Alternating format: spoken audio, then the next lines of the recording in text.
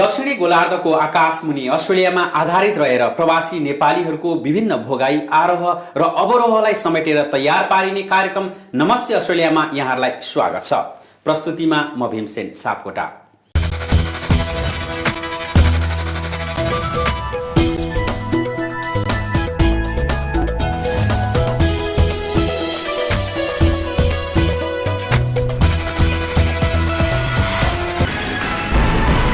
सदा चाहिँ हामी नमस्ते अस्ट्रेलियामा नेपालीहरूले भोगेका उनीहरूको गतिविधिलाई पस्कँदै जानेछौँ र आजको यो संस्करणमा पनि अस्ट्रेलियामा रहेका नेपालीहरूले नेपालमा सम्पन्न निर्वाचनको बारेमा के कस्ता प्रतिक्रिया दिएका छन् त।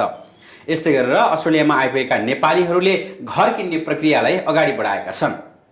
अस्ट्रेलियामा नेपालीहरूको बसोबास बढ्ने क्रमसँगै घर खरिद गर्नेहरूको सङ्ख्या पनि बढ्दो छ र त्यस्तै गरेर अस्ट्रेलियामा आएका नेपाली विद्यार्थीहरूले हासिल गरेका उपलब्धिलाई पनि यस संस्करणमा हामी पस्कनेछौँ।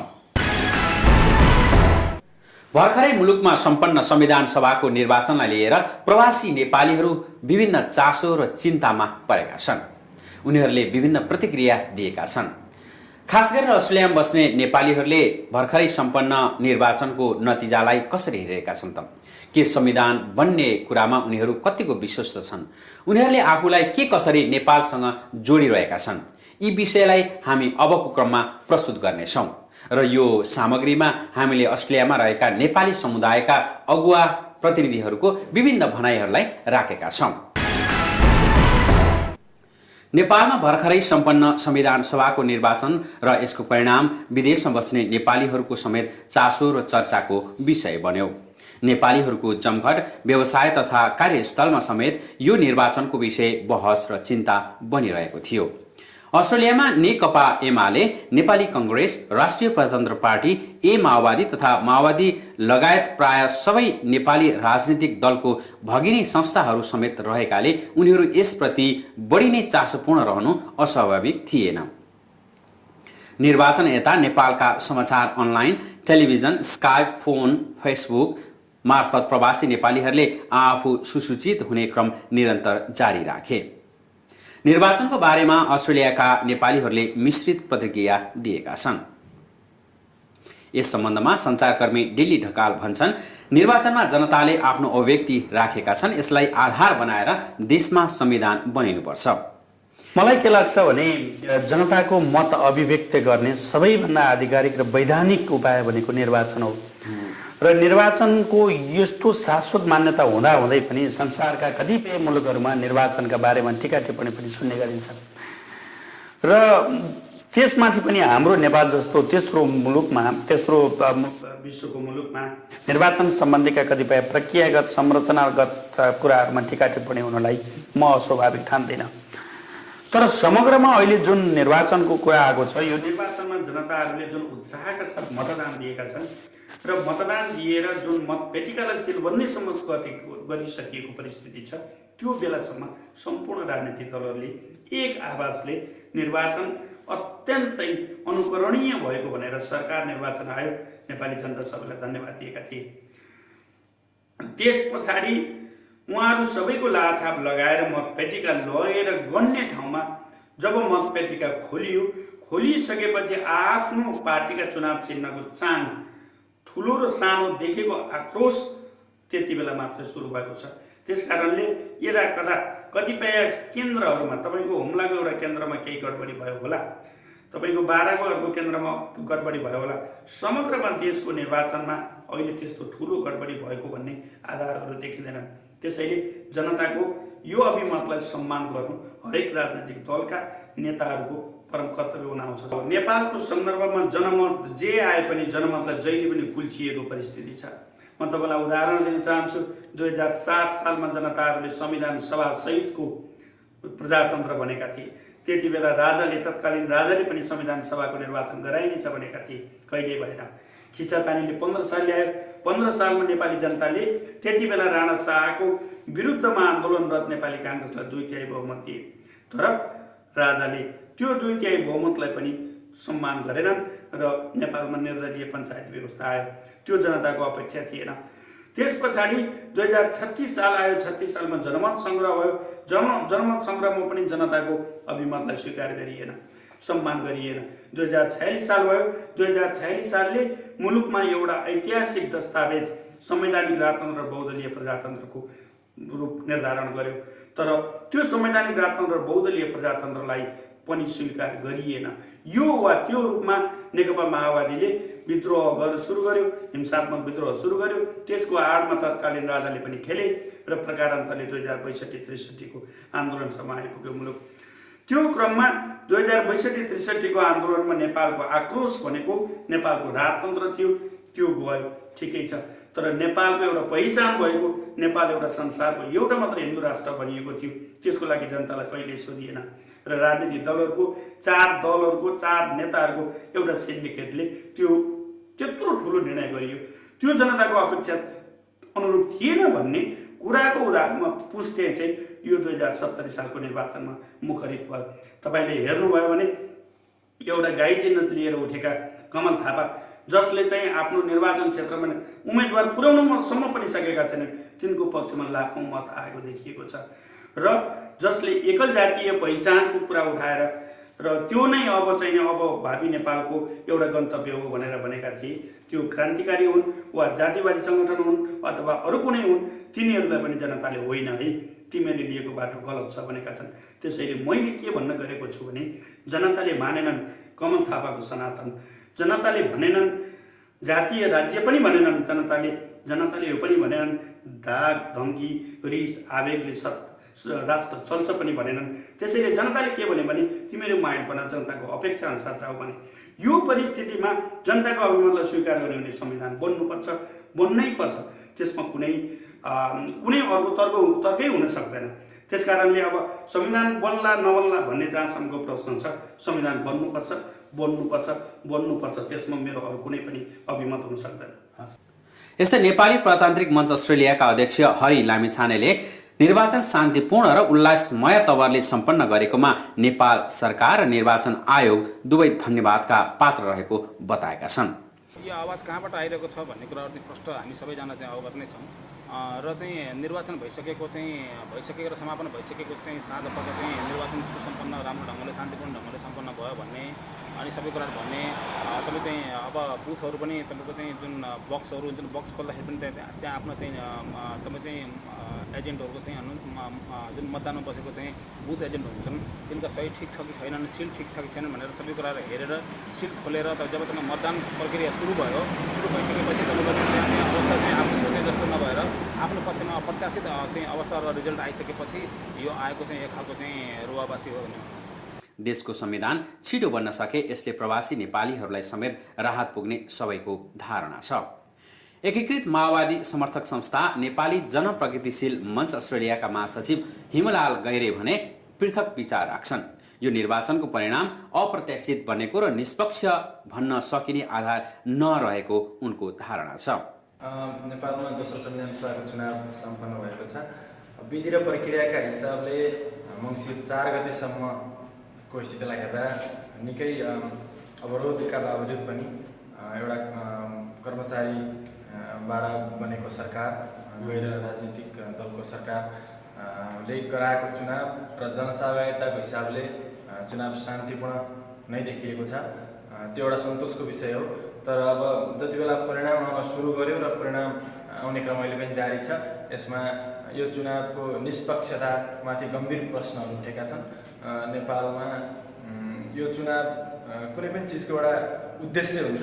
यो चुनावलाई एउटा जसलाई अग्रगामी निकास दिने उद्देश्यसँग गाँसेर हेर्नुपर्ने हुन्छ। यदि यो चुनावबाट बन्ने संविधान सभाले देशमा अग्रगामी परिवर्तनलाई संस्थागत गर्न सक्दैन र त्यसलाई निकासको बाटोमा राजनीतिक स्थिरता र आर्थिक विकासको बाटोमा लैजान सक्दैन भने चुनाव शान्तिपूर्ण भयो भनेर रमाइलो गरेर बस्नुको कुनै तुक छैन र त्यसमा गम्भीर शङ्का पैदा भएको स्थिति भयो। अब आधारहरू त हामी विदेशमा छौँ। अब मिडिया, नेपाली मिडियाहरूको क्रेडिबिलिटीमै हामी भर पर्नुपर्ने हुन्छ र जति पनि समाचारहरू बाहिर आएका छन् त्यो नुवाकोटमा निर्वाचन अधिकृतले एउटा निश्चित पार्टीलाई जिताउनको लागि मत हाल्ने कुरा गरेका हुन् वा कतिपय ठाउँमा मतपत्रहरू मतपेटिकामा भएको मतदाताभन्दा धेरै मत खसेको स्थिति हो, कति ठाउँमा अर्धगट्टीहरू खसेको स्थिति हो, कतिपय ठाउँहरूमा मतदान अधिकृतको हस्ताक्षर बिना नै मत खसेका कुराहरू छन्।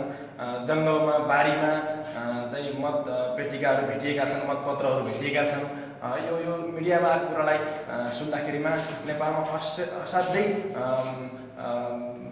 गोप्य तरिकाले असाध्यै माथिल्लो स्तरबाट षड्यन्त्र गरिएको हो कि र नेपालमा त्यो खालको धाँधली गरी अदृश्य तरिकाले अँध्यारो कोठामा धाँधली गरिएको कि भन्ने ठाउँ छ। बाँकी तथ्य प्रमाण ल्याउने त यत्रो आवाज उठिसकेपछि सरकारका निकायहरूले छानबिन समिति गठन गरिसक्नुपर्ने हो। त्यो छानबिन समिति गठन गरेर प्रमाण ल्याउने र यसको निराकरण गर्ने काम सरकारी निकायहरूको, जनताको होइन। हाम्रो काम भनेको अथवा मिडियाको काम भनेको त्यसलाई उजागर गर्ने मात्रै हो। यस्तै समुदायका अन्य प्रतिनिधिहरू नेपाल मानवाधिकार तथा लोकतान्त्रिक मञ्चका पूर्व अध्यक्ष रमेश पाण्डे, गैर आवासीय नेपाली सङ्घ NRN अस्ट्रेलियाका तर्फबाट डाक्टर किरण थापा, समीम अनुवर लगायतले नेपालमा हालै सम्पन्न निर्वाचनलाई लिएर विभिन्न मिश्रित प्रतिक्रिया दिएका छन्। अब प्रक्रियाको हिसाबले हेर्दाखेरि अब चुनाव शान्तिपूर्ण के ठाउँमा अलिकति शान्तिपूर्ण घटना बाहेक शान्तिपूर्ण रूपमै भएको देखिएको छ र यसलाई अब एउटा गैर राजनीतिक नेतृत्वको सरकारले यो नेपालको इतिहासमा मेरो विचारमा जहाँसम्म लाग्छ यो एउटा अभूतपूर्व एकदम स्वच्छ र शान्तिपूर्ण तरिकाले निर्वाचन सम्पन्न गरेको छ र यो रिपोर्टहरू विभिन्न अन्तर्राष्ट्रिय मिडियाका, अन्तर्राष्ट्रिय परिवेशन टोलीकाले दिएको रिपोर्टको अध्ययन गर्दा पनि शान्तिपूर्ण भएको नै देखिन्छ र अब यसले दिने अब रिजल्टले के गर्छ, कसो गर्छ भन्ने कुरो चाहिँ यो नितान्त एउटा संविधान बनाउनको लागि गरिएको एउटा संविधान सभाको लागि गरिएको निर्वाचन हो र यहाँ चुनेर गएका सभासदहरूले मेरो विचारमा जहाँसम्म लाग्छ उहाँले जुन एउटा जिम्मेवारी जनताले दिएको छ त्यही जिम्मेवारी साथ पुरा गर्नुहुनेछ र जुन विगतको पहिलो संविधान सभाले बनाउन नसकेको संविधानलाई अहिलेको संविधान सभाले बनाउला भन्ने हामीले त्यो आशा गर्न सक्छौँ। होइन यो एउटा के भन्छ नि, यो हामी थर्ड वर्ल्ड कन्ट्रीको एउटा के भन्छ जिनमै छ। यो हारेपछि केही त्यसमा कुनै केही कावा छ कि केही भइरहेको छ कि भन्ने किसिमको शङ्काले हेर्ने एउटा हाम्रो यो चाहिँ अविकसित देशहरूमा एक किसिमको एउटा यो जिनमै भएको कुरा हो र हामीले त्यसरी नै ल्याउँ र मेरो विचारमा जहाँसम्म लाग्छ केही छिटपुट घटनाहरू भएका छन्। त्यसलाई यदि धाँधली भएको छ, त्यस्तो किसिमको छ भनेदेखि हामीले एउटा संवैधानिक प्रक्रियाबाट एउटा त्यही प्रक्रियाबाट अगाडि बढेर त्यसलाई त्यस्तो भएको धाँधली भएको ठाउँमा एउटा भनौँ न एक किसिमले एउटा फेरि पनि चुनाव गराउने प्रक्रियामा अनि त्यो एउटा प्रुफ हुनु पऱ्यो। बिना प्रुफ भएन, प्रुफ सहित त्यसलाई चाहिँ गराएर र धाँधली भएको छ त्यस्तो किसिमको स्थिति छ भनेदेखि फेरि पनि पुनः चुनाव गराएर जनताको साँचो प्रतिनिधि छान्ने व्यवस्था गर्नुपर्छ र त्यो किसिमको व्यवस्था मेरो विचारमा नेपालमा छ। त्यस कारणले हामी त्यो बाटोमा जान सक्नुपर्छ। दुईवटा कुरा, पहिलो चाहिँ यो परिणामले एक जस्तो निर्वाचन अगाडि उठाएका मुद्दाहरू जुन थियो त्यो कस्तो नेपाली जनता कुन मुद्दामा रहेछन् भन्ने कुराको चाहिँ एकदम स्पष्ट निर्भर गरेको छ। हुनसक्छ विभिन्न पोलिटिकल पार्टीले जित्ने हार्ने क्रम रहे तापनि तर मुद्दाहरू चाहिँ नेपाली जनताहरू कसको पक्षमा रहेछन्, के उसमा रहेछन् भन्ने भयो। अब दोस्रो कुरा यही हार जितलाई नै अब घमण्ड र यसलाई नै भनौँ न हाम्रो पार्टीको साइज हो भनेर कसैले दम्ब गर्यो भने चाहिँ संविधान बन्न गाह्रो हुन्छ। त्यस्तै गरेर सहमति फेरि पनि भनौँ न मिलाएर सबैजनालाई चाहिँ स्वीकार हुने खालकै संविधान बनाउनै पर्छ। तर एट द सेम टाइम जनताले रोजेका मुद्दाहरू र कुन पक्षमा रहेछन् भन्ने कुरा पनि ध्यान दिनुपर्छ। मेरो आफ्नो व्यक्तिगत विश्लेषणमा चाहिँ उहाँहरू एक किसिमले यो जुन अहिले जुन खालको रिजल्ट आयो त्यो रिजल्टप्रति एक किसिमले उहाँहरू सचेत हुनुहुन्थ्यो र उहाँलाई जस्तो यो धाँधली भन्ने कुरा त निर्वाचनमा सामान्य तलमाथि जहाँ पनि हुन्छ। अब यो चाहिँ एकदम सिस्टेमिक इस्यु नै भएर राष्ट्रिय रूपमै भयो भने चाहिँ छुट्टै ठुलो चिन्ताको विषय हो। तर सानातिना यो कुराहरू भनेको मान्छे इन्भल्भ हुन साथै जहाँ पनि हुन्छ र तर म चाहिँ एकदम व्यक्तिगत रूपमा यो ओभरअल रूपमा धाँधली भयो भनेर चाहिँ मान्ने पक्षमा छैन र यो नतिजा उहाँहरूलाई पूर्वानुमान थियो नै। किनभने उहाँहरूको जुन एक्टिभिटी र निर्वाचनको पहिलाको संविधान सभा निर्वाचनपछि उहाँहरूको जुन सक्रियता र उहाँले उठाउनु भएको मुद्दा र उहाँहरूको जनतासँगको जुन खालको सम्बन्ध बढ्यो, नजिक हुन सक्नु भएन, त्यसले गर्दा यो चाहिँ मलाई उहाँले अनुमान गरिसक्नु भएको थियो। तर धाँधली भयो भन्ने कुराको चाहिँ यसको आफ्नै तरिकाले सम्बोधन हुन्छ होला, यसको आफ्नै तरिकाले उठान गर्नुपर्छ होला। तर सार्वजनिक रूपमा कराएर र एउटा सबुत बिना प्रमाण बिना एउटा यसरी कराउँदा चाहिँ मैले चाहिँ यसको खासै म चाहिँ त्यो पक्षमा छैन। यस्तो माहौल मैले देखेको थिएन होइन। जहाँ हेर नेपालको चुनावको चर्चा, अस्ट्रेलियामा तपाईँको सिडनीको कुना कुनामा नेपालीहरू घर घरमा हरेक पर्वमा आफ्नो चाहिने साथीभाइहरूसँग इभेन समेत म ट्रेनमा हेरेको छु, ट्रेनमा समेत नेपालको इभेन जुन हाम्रो स्टुडेन्टहरू हुन्छ, भाइ बहिनीहरू हुन्छ, उहाँहरूले पनि नेपालको चुनावको बारेमा चर्चा, उसको यति पार्टी आयो, उसको यति भोट आयो, उसको त्यसले गर्दाखेरि अस्ट्रेलियामा पनि नेपालको चुनावको चर्चा एकदमै धेरै छ। यस्तै नेपाली आदिवासी मञ्च अस्ट्रेलियाका अध्यक्ष गणेश तामाङ निर्वाचनले स्वस्थ नतिजा दिन नसकेकाले यसलाई पुनरावलोकन गर्नुपर्ने बताउँछन्। आगामी दिनको निर्वाचनमा प्रवासीहरूले समेत भाग लिन पाउने व्यवस्था हुनुपर्ने सवालमा भने सबैले एक मत देखाएका छन्।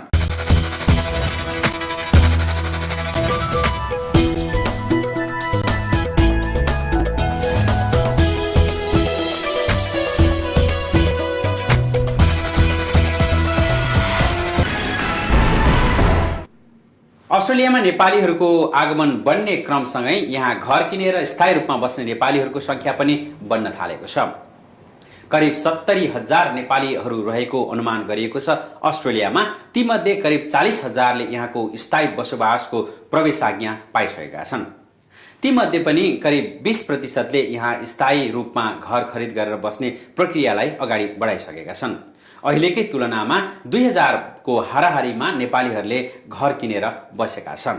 उनीहरूको क्रय शक्ति वृद्धि हुनु तथा उनीहरूको जीवनको लागि स्थायित्व दिनको लागि पनि अथवा पारिवारिक सुरक्षाका लागि यो प्रक्रिया अघि बढेको आर्थिक विश्लेषकहरूले बताएका छन्। यसले गर्दा अन्ततः नेपाललाई समेत फाइदा हुने आर्थिक विश्लेषकहरू बताउँछन्। हेरौँ यो क्षेत्रमा कसरी लगानी बढिरहेको छ नेपालीहरूको र यसले अन्ततः कसरी नेपाललाई सहयोग पुर्याउँछ त। अबको क्रममा यो सामग्री। अस्ट्रेलियामा नेपालीहरूको आगमन सङ्ख्या बढ्ने क्रमसँगै नेपालीहरूले घर किन्ने क्रम पनि बढ्न थालेको छ।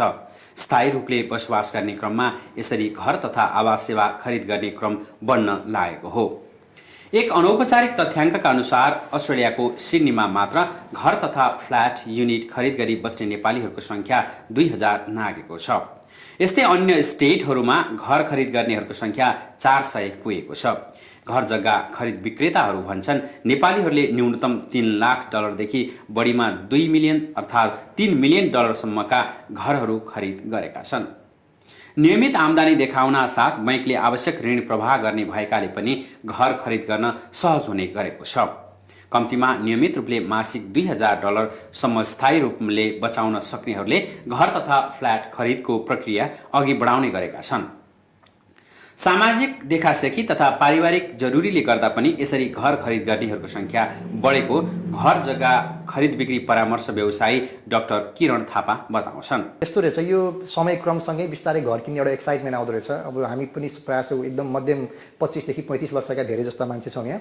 अनि त्यो उमेरमा एक त उमेरको हिसाबले पनि घर जम गरेर बस्ने बेला, 2 नम्बरमा अलिकति पैसाको नि लोभ लाग्ने बेला र अरूले कमाएपछि आफूले पनि कमाऊ भन्ने त्यो कारणले गर्दा र अनि सम्पूर्ण साथीहरूले अहिले एउटा किनिसकेपछि म मात्र छुट्या हो कि भन्ने प्रेसरले गर्दा किन्ने एउटा अहिले ट्रेन्ड छ। अब त्यसरी ट्रेन्डमा आउँदाखेरि धेरै जस्तो कुराहरू इमोसनले हुँदो रहेछ र इमोसनमा पनि आउने, सेभिङ पनि भएको र अब घर किन्ने भने हतार पनि गर्दाखेरि चाहिँ कतिपय कुराहरू प्रोसेसहरूको बारेमा चाहिँ अज्ञानता देखियो मान्छेमा। हडबडमा गर्दाखेरि कहिलेकाहीँ पैसा गुमाएको अथवा चाहिँ नचाहिँदो एउटा इन्फेरियर टाइपको प्रपर्टीहरूमा गएर चाहिँ कम्प्रोमाइज गरेर बसिरहेको भन्ने यस्ता खालका समस्याहरू देखिने भयो। अर्को कुरो ग्राउन्डमै गएर जब उहाँहरूले चाहिँ घरका नेगोसिएसनहरू गर्नुहुन्छ त्यति बेला सेलिङ एजेन्टसँग चाहिँ आफ्नो अलिकति आफू तल परेको जस्तो, किनभने त्यो लेभलमा आएर नेगोसिएसन गर्न नसकेको र इभन प्रक्रियामै पनि धेरै खालका बुझ्न पनि धेरै कुराहरू बाँकी बन्नु हुँदाहुँदै पनि हतार गरेको देखेपछि यिनै कुराहरू प्रक्रियागत रूपमा र नेगोसिएसन गर्ने सवालमा र एउटा चाहिँ एसेट क्लास छान्ने सवालमा पनि अलिकति चुकेको जस्तो देख्छु। त्यो नै एउटा ठुलो चुनौती हो जस्तो लाग्छ। सिडनीको ग्रान्डभिलमा मात्र 200 घर नेपालीको स्वामित्वमा रहेको छ। कतिपयले नेपालबाट आफ्नो स्वामित्वमा रहेको घर जग्गा बेचबिखन गरेर भए पनि अस्ट्रेलियामा घर खरिद गरेका छन्। नेपालीहरूको बस्ती बढ्ने क्रमसँगै यसले नेपाली परम्परा र जीवनशैलीलाई समेत अस्ट्रेलियामा स्थापित गराउँदै लगेको छ। यस विषयमा आवास किनबेच परामर्शदाता समीर अनवर भन्छन् परिवार र आफ्नो सुरक्षाका लागि धेरैले घर किन्ने प्रक्रिया अगाडि बढाएका छन्। यद्यपि उनीहरूले आफ्नो अवकाश जीवन नेपालमै बिताउने उनीहरूको मनसाय छ। यसले कालान्तरमा नेपाललाई नै लाभ गराउँदछ। र अहिले कति नेपालीहरूले प्यार लिने क्रममा या प्यार लिइसकेपछि चाहिँ के छ उहाँले नेपालको जग्गाहरू बेचेर इन्भेस्टमेन्ट क्रममा गर्दै हुनुहुन्छ र अल्टिमेटली उहाँले अस्ट्रेलियामा इन्भेस्टमेन्ट गरे पनि उहाँको अब नेपालमा जाने पनि हाम्रो कर्मभूमि चाहिँ अस्ट्रेलिया हो र अस्ट्रेलियामा कर्मभूमिमा चाहिँ उहाँले आफू यदि पर्सनल र व्यक्तिगत रूपमा उहाँले आफ्नो विकास गर्नुभयो उहाँहरूको घरको विकास हो, उहाँहरूको बच्चाहरूको विकास हुन्छ, उहाँहरूको बच्चालाई राम्रो एजुकेसन पाउनुहुन्छ र उहाँहरूको बच्चाले संस्कार राम्रो पाउनुहुन्छ भने अल्टिमेटली उहाँले गएर पछि आफ्नै देशमा लगानी गर्नुहुन्छ। हामी आफैमा हेरौँ न, कति वर्ष भइसक्यो, 20 वर्ष भइसक्यो, तैपनि यहाँ जति जे गरे पनि मन त नेपालमै छ क्या। अस्ट्रेलियामा करिब 70,000 नेपाली रहेको अनुमान छ, जसमध्ये 20,000ले यहाँको स्थायी बसोबास भिजा प्राप्त गरेका छन् भने बाँकी पाउने प्रक्रियामा छन्। तीमध्ये करिब 20,000 जना घर खरिद गरी स्थायी तवरले रहने प्रक्रियामा रहेको आर्थिक विश्लेषकहरूको भनाइ छ।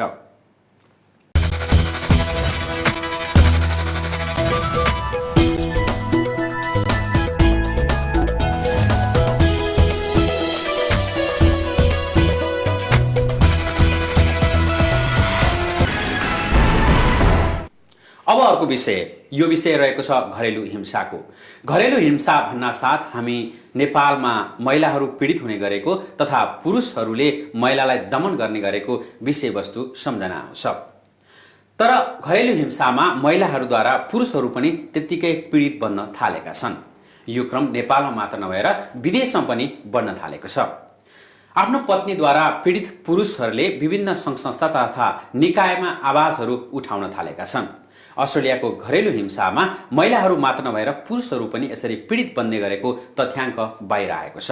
यति मात्र नभइकन पीडितहरूले विशेष रूपमा सार्वजनिक रूपमा विशेष कार्यक्रमलाई अगाडि बढाएका छन्, जुन कार्यक्रममा महिला र पुरुष दुवै सम्मिलित छन्। महिला तथा पुरुष कुनै पनि समाजका पाटाहरू पीडित हुनु हुँदैन भन्ने उनीहरूको राय रहँदै आएको छ। अस्ट्रेलियाको विभिन्न सङ्घ संस्था मध्ये एउटा संस्थाले यहाँ एउटा आयोजना गरेको छ कार्यक्रम, जुन कार्यक्रममा पुरुष हिंसालाई रोक्न अथवा महिला हिंसालाई पनि रोक्न दुवै तर्फबाट प्रयास जारी गर्नुपर्ने धारणा राखिएको छ। एउटा राम्रो र सुसभ्य समाजको लागि चाहे महिला अथवा पुरुष कुनै पनि हालतमा पीडित हुनु हुँदैन भन्ने सो कार्यक्रमको उद्देश्य थियो। यस सम्बन्धी रिपोर्ट अबको क्रममा। घरेलु हिंसा घटाउने प्रक्रियालाई अस्ट्रेलियाका सङ्घ संस्थाहरूले विभिन्न अभियानका साथ अगाडि बढाएका छन्। यसै क्रममा अस्ट्रेलियाको सिडनी स्थित म्यारिकभिलमा विभिन्न स्थानीय सङ्घ संस्थाहरूले महिलाबाट हुने पुरुष हिंसा र पुरुषबाट हुने महिला हिंसा दुवैलाई घटाउने सवालमा आफ्ना धारणा राखे। घरेलु हिंसा भन्ना साथ अल्पविकसित देशमा महिलाहरू पीडित बनेको देखिए पनि यसबाट पुरुषहरू समेत पीडामा परेको तथ्यहरूलाई सो अवसरमा राखिएको थियो। अस्ट्रेलियामा पुरुष वा महिला जो हिंसामा परे पनि तिनलाई सघाउन वा न्यायिक प्रक्रियामा जान विभिन्न निकायहरू स्थापना गरिएका छन्।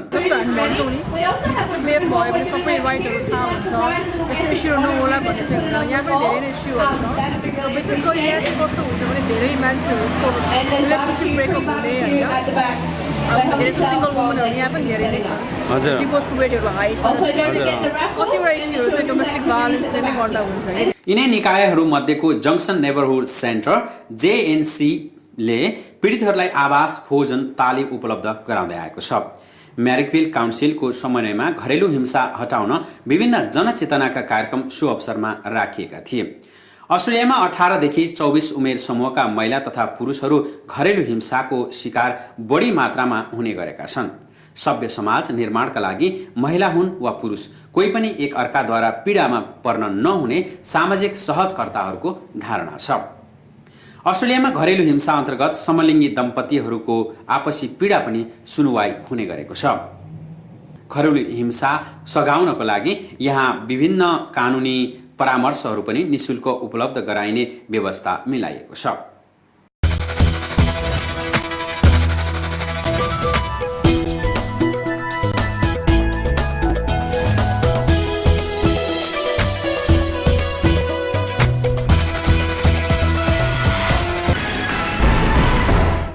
नेपालीहरू भूगोलको जुन किताबमा उभिए पनि उनीहरूले देशप्रति देखाउने मायामा कुनै कमी आएको छैन। यो उनीहरूले मातृभूमिलाई गरेको उदार व्यवहारबाट प्रमाणित हुन्छ। कसैले आफू जन्मेको स्थानमा स्कुल तथा अन्य विभिन्न निर्माण कार्यमा सहयोग गरेका छन्, कसैले शिक्षामा लगानी गरेका छन्, त कसैले सेवा र परोपकारमा। र प्रत्येक नेपालीले केही न केही गरौँ भन्ने भावना बोकेर NRN अस्ट्रेलियाको आह्वान अनुसार सबैले सबै क्षेत्रबाट हातेमालो गर्दै यो कार्यलाई अगाडि बढाइरहेका छन्। र प्रवासमा बस्ने नेपालीहरू नेपालका लागि ऊर्जा स्रोत बन्न सक्छन् कि सक्दैनन् यस विषय विभिन्न देशमा चर्चा र बहस बनिरहेको छ। त्यसैले नमस्ते अस्ट्रेलिया प्रवास बस्ने नेपालीहरूको भोगाई उपलब्धि र उनीहरूको समस्या तथा उनीहरूको गतिविधिलाई पस्कँदै जाने गर्छ। तपाईसँग कुनै पनि जानकारी तथा प्रतिक्रिया छन् भने namasteaustralia@gmail.com.au मा प्रेषित गर्न नभुल्नुहोला। नमस्ते अस्ट्रेलियामा हामी विशेष गरेर अस्ट्रेलियामा आधारित विभिन्न नेपालीहरूको गतिविधि तथा विश्वका अन्य देशका नेपालीहरूको सामग्री पनि प्रसारण गर्दै जानेछौँ। हवस् त अहिलेलाई यो नमस्ते अस्ट्रेलिया अहिले यहीँ आएर टुङ्गिन्छ। अर्को संस्करणमा हामी पुनः भेट्ने नै छौँ। तबसम्मको लागि म प्रस्तुतिमा भीमसेन सापकोटालाई पनि बिदा दिनुहोस्। तपाईँको समय शुभ रहोस्। नमस्कार।